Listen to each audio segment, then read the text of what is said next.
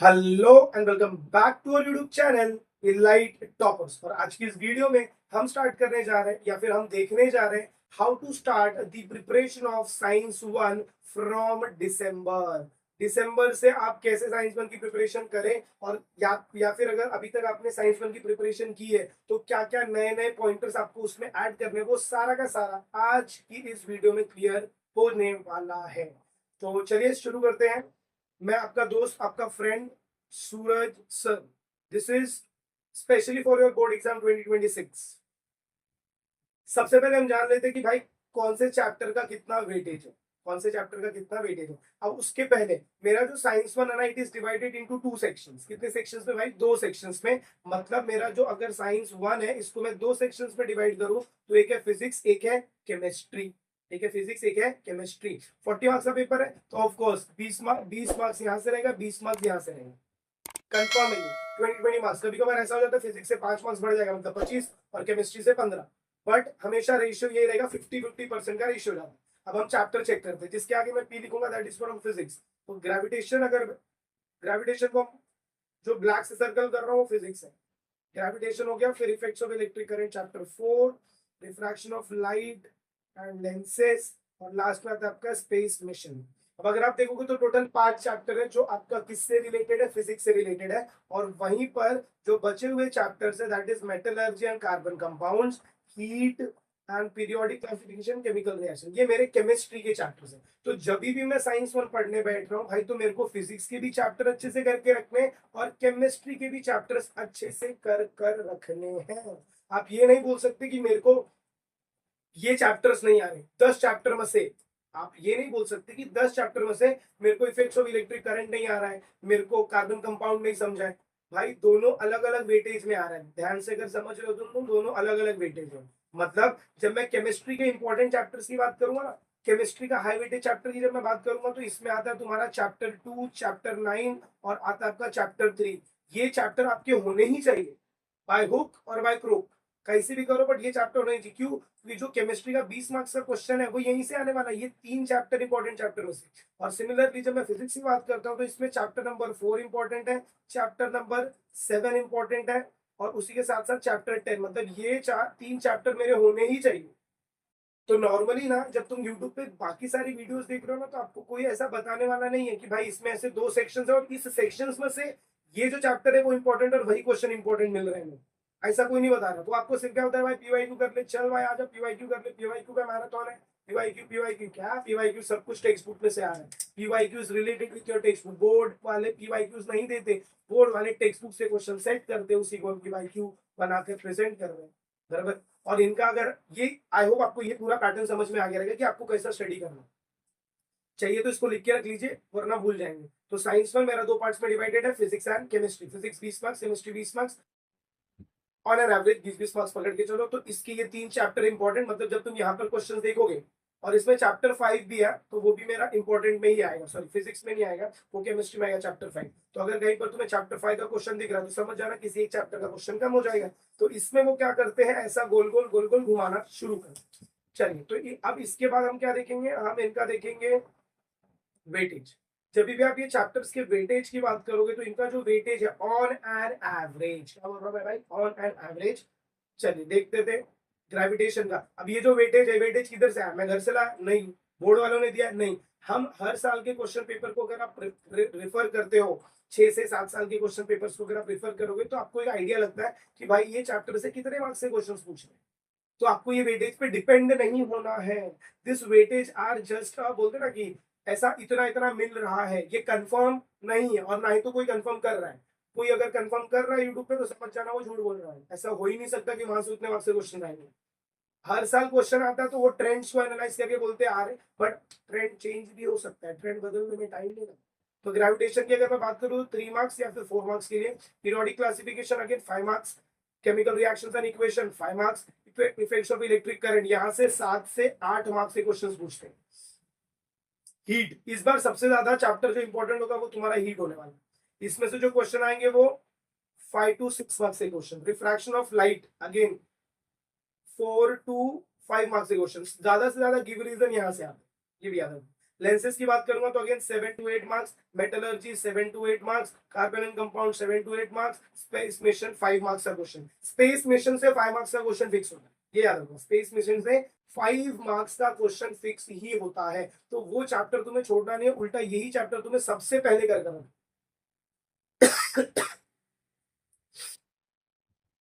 I hope आपको ये weightage वाला पैटर्न समझ में आ गया कि कैसे क्या वेटेज डिसाइड हुआ है या फिर कैसे डिसाइड होता है। तो आप ये वेटेज के अकॉर्डिंग, वेटेज के हिसाब से मत जाइए, आपको सिर्फ क्या करना है, आपको हाई वेटेज चैप्टर, इसमें जो इंपॉर्टेंट चैप्टर्स मैंने आपको बताए, फिजिक्स के कौन से इंपॉर्टेंट है, केमिस्ट्री के कौन से इंपॉर्टेंट है, वो चैप्टर को आप अच्छे से पढ़कर रखिए। चलिए अब इसके बाद सबसे पहले, इसके बाद हम देख लेते हैं बुक्स एंड रिसोर्सेज रिक्वायर्ड, कि अगर मुझे चैप्टर्स को अच्छे से कवर करना है तो क्या रिसोर्सेज होने चाहिए, क्या बुक्स होने चाहिए। तो सबसे फर्स्ट योर, सबसे बड़ा हथियार is your text book. Text book के अलावा और कुछ भी नहीं, सबसे फर्स्ट टेक्स्ट बुक, क्योंकि ये जो नवनीत डाइजेस्ट मास्टर की ये सब बन रहा है, किधर से बन रहा है, टेक्स्ट बुक से बन रहा है। तो सबसे पहले टेक्स्ट बुक को खत्म करो। इसको खत्म करने के लिए मेरे चैनल पर आपको शॉर्ट नोट्स मिलेंगे for each and every chapter. Her chapter का मैं तुम्हें क्या प्रोवाइड करने वाला हूँ, शॉर्ट नोट्स। उसको, या फिर तुम ऐसा भी बोल सकते हो, लास्ट मिनट रिवीजन के लिए हम उसे क्या करेंगे, यूज करेंगे। मतलब क्या, अगर तुमने उसको लिख के रखा है, बराबर, अगर तुमने उसको लिख के रखा है तो लास्ट मोमेंट में सिर्फ वो देख के जाओ। अगर वो देख के जाओगे तो सारी चीजें तुम्हारी सॉल्व आउट हो जाएंगी। तो वो क्वेश्चन फिर वो कहीं से भी पूछे, आगे से पूछे, पीछे से पूछे, दाएं बाएं कहीं से भी पूछे, वो सब कुछ तुम सॉल्व कर सकते। डाइजेस्ट और नवनीत इसके बाद आता है, जिसमें से आपको क्या करना है। अब इसमें बिना ऑप्शन होता है, आधे लोग बोलते हैं डाइजेस्ट नवनीत का यूज करो, आधे लोग बोलते हैं मास्टर के, आधे लोग टारगेट। देख भाई, आंसर कहीं का राइट नहीं हो, ये मैं तुम्हें पहले बता दूं। आंसर वो राइट होता है जो एग्जाम में तुम लिख रहे हो। क्यों? क्योंकि तुम तीनों से पढ़ गए होगी, कुछ याद ही नहीं आएगा। तो आंसर पैटर्न वो मेरे को यहाँ पर लास्ट पॉइंटर मैंने लिखा है, आंसर राइटिंग सेशन, ये मैं तुम्हें करवाऊंगा। इसके बाद आता है इंपॉर्टेंट कॉन्सेप्ट, ये भी अलग से मेरा पूरा एक सीरीज चालू होगा। हर एक चैप्टर के इंपॉर्टेंट कॉन्सेप्ट को उठाया जाएगा और वहां पर उसको क्या किया जाएगा, एक्सप्लेन। एक्सप्लेन करने के साथ साथ वहां से कैसे कैसे क्वेश्चन बन सकते हैं वो भी बताया जाएगा। फिर इंपॉर्टेंट डायग्राम और उससे रिलेटेड कौन से क्वेश्चन पूछे जा सकते हैं, दैट ऑल्सो। तो बने रहिए चैनल पर। अगर अपने चैनल पे अगर आप नए हो तो चैनल को सब्सक्राइब भी कर लेना, और अगर सब्सक्राइब करके रखा है तो well and good, thank you for that. Answer writing practice, ये मैं तुम्हें लास्ट में करवाऊंगा। आंसर राइटिंग प्रैक्टिस में क्या होगा भाई, सीन क्या चलेगा, ध्यान से सुन लो। अब मैं तुम्हें पूरा आंसर राइटिंग प्रैक्टिस ही बताता हूँ। इसके अंदर हम क्या करेंगे, हम एक क्वेश्चन उठाएंगे, सपोज 2 मार्क्स, और 2 मार्क्स और 3 मार्क्स के क्वेश्चन उठाएंगे, और 5 मार्क्स का। तो मैं तुम्हें ये बताऊंगा कि 2 मार्क्स के आंसर लिखने के लिए आपको क्या क्या पॉइंटर्स लिखने हैं। 3 मार्क्स के लिए कभी कभार ऐसा होता है ना, देखो, जो दो स्टूडेंट्स होते हैं, आंसर सेम लिखते, मार्क्स अलग अलग मिलता है, एक को 2 मिलेगा, एक को 1.5 मिलेगा। तो फर्क किधर आ रहा है, कौन सा ऐसा पॉइंटर है जिसकी वजह से आपके मार्क्स में फर्क आ रहा है, वो पॉइंटर्स को हम यहाँ पर चेक करेंगे। तो मैं आपको 2 मार्क्स, 3 मार्क्स, 5 मार्क्स के क्वेश्चंस का क्या करवाने वाला हूँ, आंसर प्रैक्टिस, जहां पर मैं आंसर लिख के बताऊंगा कि ये आंसर में आपको ऐसे ऐसे अंडरलाइन करना और इतनी चीजें होनी चाहिए। इसके बाद एग्जाम पेपर पैटर्न की बात कर लेते हैं। देखो, सबसे फर्स्ट होता है choose the correct alternative, that is MCQ type question, नल्ला फटाफट हो जाएगा। अगर आपने चैप्टर का शॉर्ट नोट बना के रखा है तो, नहीं बनाया तो डोंट वरी, बहुत जल्दी आ जाएगा वो। आंसर द फॉलोइंग क्वेश्चन में आएंगे तो ट्रू और false, correlation, odd man out, chemical equation and name, ये याद रखना है यहाँ पर। ये कभी कभार ये इक्वेशन तुम्हें यहाँ पर भी मिलता है, एनी 3 में भी मिलेगा। Match the column, name the following. Give reason, याद रखना हमेशा गिव रीजन आपको टेक्सचुअल ही मिलता है, तो गिव रीजन के लिए ज्यादा दिमाग लगाने की जरूरत नहीं है, टेक्स्ट बुक के जितने भी गिव रीजन है वो पढ़िए बस। आंसर द फॉलोइंग की बात करेंगे तो यहाँ पर आंसर द फॉलोइंग आपको थोड़ा सा बोलते ना, या तो ऐसा क्वेश्चन दिया रहेगा और उसको आपको एक्सप्लेन करना, या तो ऐसा क्वेश्चन देकर 3 क्वेश्चन पूछते। डायग्राम बेस्ड क्वेश्चन मोस्टली आपको यहीं पर मिलते हैं, जो डायग्राम बेस्ड क्वेश्चंस होते हैं वो मोस्टली आपको यहीं पर मिलते हैं। और क्वेश्चन नंबर 5 में जाएंगे तो यहाँ पर भी हमें डायग्राम बेस्ड क्वेश्चन मिलेगा। डायग्राम बेस्ड क्वेश्चन के साथ साथ, डायग्राम बेस्ड क्वेश्चन के साथ साथ हमें केमिकल इक्वेशन मिलते हैं, हमें आईपीसी नोमेनक्लेचर करने को मिलता है, हमें टैबुलर फॉर्म दिया रहेगा उसके अंदर टेबल भरो, वो सारी चीजें तुम्हें यहाँ पर मिलेगी। और लास्ट में बचता है तुम्हारा answer the following question, last वाला क्वेश्चन जो 5 मार्क्स के लिए पूछा जाता है वो क्वेश्चन। यहाँ पर तुम्हें 2 क्वेश्चन देंगे और दोनों क्वेश्चन में से एक क्वेश्चन आपको अटेम्प्ट करना है और उसको पूरा का पूरा एक्सप्लेन करना है। बाद में मैं आपको बताऊंगा कि 5 मार्क्स के क्वेश्चन आते कहाँ से, बराबर। चलिए अब इसकी भी जरा हम बात कर लेते हैं। ये एक टॉपिक है, that is your numerical. Numerical के लिए आपको सिर्फ 2 चैप्टर सॉल्व करने, सिर्फ और सिर्फ 2 चैप्टर। देखो, चैप्टर 1 के न्यूमेरिकल्स आपको करने हैं, वो भी कौन से, इजी वाले। चैप्टर 1 के न्यूमेरिकल इजी वाले करने। इसमें दो, एक इजी एक डिफिकल्ट। एक जो डिफिकल्ट है ना उसका कैलकुलेशन बहुत हार्ड है, वो आपको नहीं करना, आपको इजी वाले करने हैं। इसके बाद फिर आप जाएंगे चैप्टर 4। चैप्टर 4 में भी न्यूमेरिकल्स है, बहुत ही एक ही दो क्वेश्चन है, इजी वाले क्वेश्चन न्यूमेरिकल से वही करने, डिफिकल्ट न्यूमेरिकल्स नहीं आते, याद रखें। फिर चैप्टर अगर मैं 7 में जाता हूँ, चैप्टर 7 के न्यूमेरिकल्स भी आपको करके रखने हैं, और थोड़ा सा आपको चैप्टर नंबर 6 का न्यूमेरिकल देखना है, क्योंकि इसमें सिर्फ 2 न्यूमेरिकल। अब बोलोगे इतना सारा न्यूमेरिकल है कैसा समझेगा?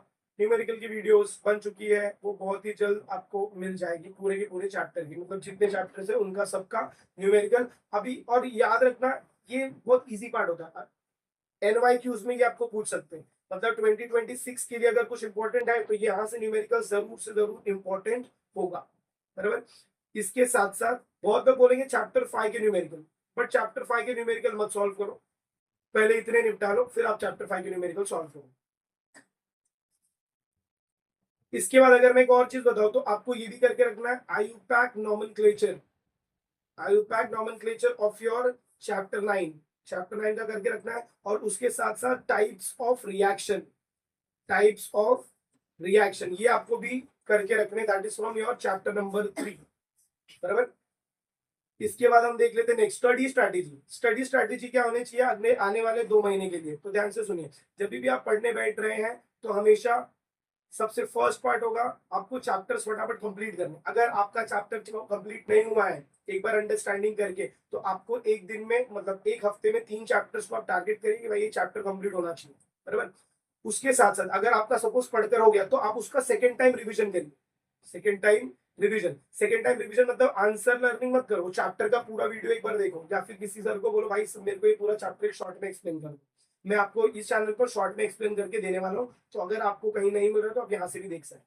और फिर आपको अंडरस्टैंडिंग आपकी बहुत अच्छी हो जाएगी, अंडरस्टैंडिंग अच्छी हो जाएगी, फिर आपको वहां के क्वेश्चंस को लर्निंग करना शुरू करना। लर्निंग करने के बाद फिर आपको रिवाइज करना है। याद रखना, जब आप रिवाइज वाले रिविजन वाले स्टेप पर आते हैं तो ऐसे नहीं लर्न लर्न करके रिवाइज नहीं करना है। लर्न करने के बाद अब यहाँ पर आपको लिख कर, राइट एंड देन रिवाइज, लिखना है और फिर रिवाइज करना है। याद रखना, लिखना है फिर रिवाइज करना है। लिखने के लिए जरूरी नहीं है कि तुम अच्छे से लिख रहे हो, वहां पर आप नॉर्मल लिखेंगे, स्क्रिबल करके लिखेंगे तो भी चलेगा, जस्ट हाथ में पेन होना चाहिए, पेंसिल होना चाहिए और आप लिख रहे हो। फिर उसके बाद आपको सारा का सारा ध्यान सबसे पहले देना है टेक्सचुअल एक्सरसाइज के क्वेश्चंस पर। टेक्स्ट बुक के जितने क्वेश्चंस है वो सारे के सारे आपके अच्छे से लिखकर होने चाहिए, एक बार कम से कम लिखा होना चाहिए, फिर लर्निंग। उसके बाद फिर आप एंट्री मारोगे किधर, पीवाईक्यू, क्योंकि पीवाईक्यू आया कहां से, पीवाईक्यू का बाप है कौन? टेक्सचुअल एक्सरसाइज ही पीवाईक्यू के बाप, वहीं से आ रहा है। कुछ क्वेश्चंस है जो बाहर से आते बस, और writing the answer, this is the main part, आपको इसका हैबिट होना चाहिए। राइटिंग द आंसर का हैबिट मैं आपको क्यों बता रहा हूँ, क्योंकि आपको पेपर 2 घंटे लिखने हैं, और 2 घंटे 1 घंटे के बाद ना हाथ दुखने लगता है, बराबर। और वहां पर क्वेश्चन आ जाएंगे तो आपको ये नहीं समझ में आता कि इस क्वेश्चन को कैसा अटेम्प्ट करना। तो ये सारी चीजें आपकी पहले से होनी चाहिए, ताकि क्वेश्चन देखने के बाद आपको ये ना लगे कि भाई इसमें क्या लिखना है, आपको दिमाग में क्लिक होना चाहिए भाई इसमें ये चीजें लिखनी है। तो आई होप आपको वीडियो पसंद आ रहेगा। अगर आपको वीडियो पसंद आया, अगर आपको ऐसा लग रहा है कि यस यहाँ पर कुछ हमें इंटरेस्टिंग चीजें समझ में आई, तो मेक श्योर आप वीडियो अपने 5 दोस्तों के साथ शेयर कर रहे हैं। चैनल पर रहे तो चैनल को सब्सक्राइब भी कर देना, क्योंकि अगर आप सब्सक्राइब करेंगे तो हमें ये पता चलेगा कि हाँ भाई हमारे साथ लोग जुड़ रहे, तो हम और भी वीडियोस और इस तरह से बना सकते, बराबर। और अगर आपको कुछ डाउट है तो कमेंट बॉक्स में पिनअप करिए। कोई टॉपिक चाहिए जो इंपॉर्टेंट है, सर ये इंपॉर्टेंट टॉपिक है मुझे समझ में नहीं आया, make sure you are putting in the comment, तो हम उस टॉपिक के ऊपर आपको जल्द से जल्द, बोलते हैं ना, सोल्यूशन प्रोवाइड करके दे देंगे। मिलते हैं अगले वीडियो में, तब तक के लिए have a good day, take care, keep watching and bye bye.